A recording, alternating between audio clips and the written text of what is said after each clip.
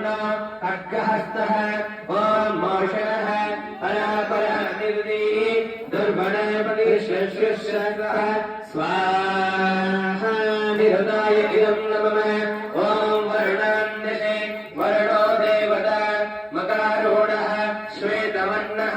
पाशहस्तः ॐ इमं मे वर्णश्रुतिहव मध्या च मृडयत्वालुरस्तराजके तत्त्वयामि ब्रह्मणा वर्धमानस्तरास्ते यजमानो हविर्भिः आहेलमानो वर्णे अभूदृशं समान आयो प्रमोदे स्वाहा वर्णाय इदं नमः ॐ वायुव्यान्दिशे वायुर्देवता मृगारूढो धूम्रवर्णो ध्वजहस्तः ॐ तवायो तदस्पदये ताजरत्वदः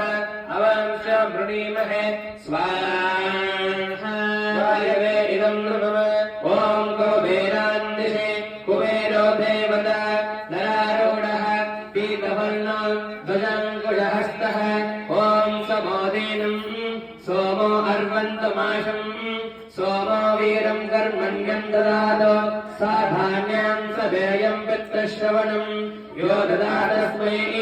स्वाहा कुबेराय इदं नमः ॐ ईशान्यां दिशि ईशान्यो देवता रथारूढः स्फटिकवर्णः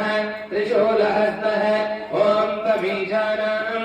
जगतस्तस्पतिं ध्येयं जन्ममनसे होमये वयम् ओषाणां यथा वेदसात्यरक्षिताः वायोरवस्तये स्वाहा ईशान्याय इदं नमः गणपति अथर्वशीर्ष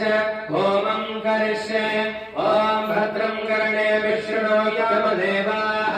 भद्रं पश्येमाक्षवीर्यदत्ताः स्थिरेरङ्गे स्वस्तभागं स्वस्तनो वशैव देवहिनं यदायुः स्वस्ति न इन्द्रो रुद्रश्रवाः स्वस्ति न पूषा विश्ववेदाः स्वस्ति नस्ताक्षो अनिष्कणैमिः स्वस्ति नो बृहस्पतिर्ददातु हर ॐ नमस्ते गणपतये तमेव प्रत्यक्षं तत्त्वमसि तमेव केवलं कर्तासि त्वमेव केवलं भर्तासि त्वमेव केवलं हर्तासि त्वमेव सर्वकल्पितं ब्रह्मासि त्वं साक्षादात्मासि नित्यं स्वाहा ऋतं वच्मि सत्यं वच्मि स्वाहा।